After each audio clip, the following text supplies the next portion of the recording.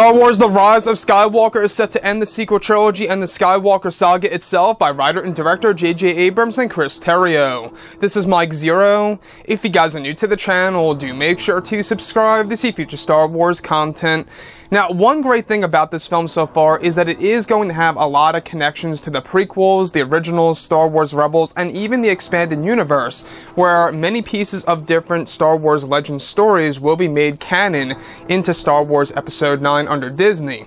Now, what's even all the more exciting about this film is what we heard at the very end of the teaser trailer, which is when we heard the laughter of Emperor Palpatine, and a lot of people have been wondering, besides Emperor Palpatine, and his appearance being used in the movie, what other ways are J.J. Abrams and Chris Terrio going to use the character?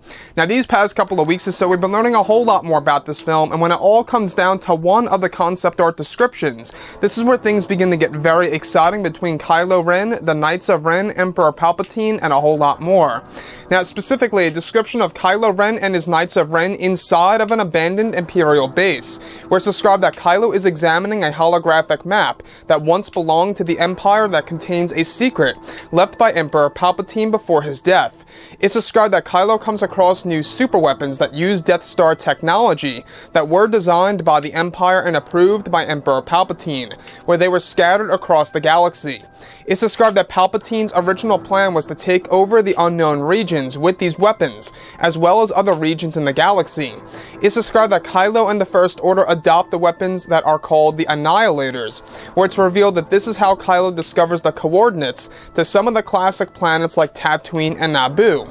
It's described that Palpatine planned to use these weapons on those two worlds to make way for Imperial ground. So I want to go over a couple of parts about all of this and as to why this seems like it really is exploring the legacy of Emperor Palpatine just before his death, and of course what he planned to do after the events of Episode 6 had he lived. So what's really intriguing to me about this is that we do know that they are using a lot of the expanded universe material in Star Wars Episode 9, and these Annihilators, alright, are without a doubt based on the World Devastators from, of course, the Dark Empire comic line. Now, these World Devastators in Legends were these mobile superweapons that were able to basically destroy the surface of a planet and pretty much, suck things up from the surface of a world. And what's really intriguing about the Annihilators is that we have actually gone over this a couple of times before in the past, but however, what's really intriguing now is that these machines, these weapons that were originally approved by Emperor Palpatine during the events of the original trilogy, not only do they carry Death Star 1 technology, but they are also planned to take over the unknown regions, as well as pretty much, having a course for Tatooine and Naboo to destroy those worlds and make way for Imperial ground. So you can really see all the different connections that J.J. Abrams and Chris are really trying to make, and to really explain a little bit more of Emperor Palpatine's legacy and what he planned to do in, of course, the originals and, of course, after the originals that will be explained in Episode 9. Now, one thing I will say about this film is that we do know that J.J. Abrams really is pretty much trying to satisfy all Star Wars fans, right? Whether you're into comics, books, novels, video games, Star Wars Rebels, or just the movies, whatever have you, he's trying to satisfy everybody, where this movie is just going to gravitate toward all different Star Wars fans who are into the franchise on all different mediums, which honestly, it's a really good thought, but at the same exact time, it may be too much for the casual viewer. We'll have to wait and see. When we look at Star Wars as a whole, we do know that at the very end of the day, it is a simple story to tell. It's not too hard to understand. So as long as they keep in tune with that, where it's not a hard thing to understand and it's pretty easy to understand and where things are really going for the Star Wars universe, I think everything will be fine.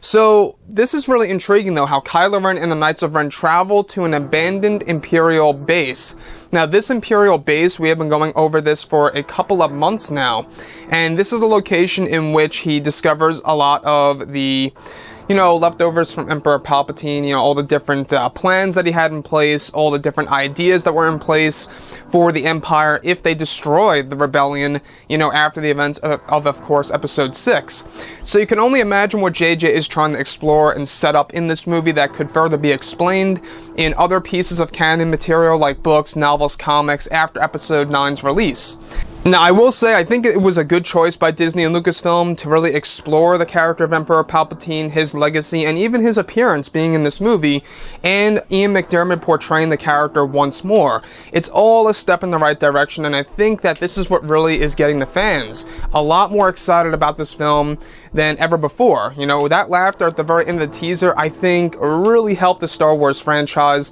and where things are going because of the possibilities of what's really going to happen in this movie. Because, well, let's face it, it's really getting people talking and wondering about what's going to happen with this movie when it all comes down to Palpatine. So anyways, guys, drop a comment below. Let me know what you think about all of this in the comments. And if you guys did enjoy the content for today, do make sure to drop a thumbs up on this video to support the channel. I thank you all so very much for the kind support, and I'll catch you guys next time.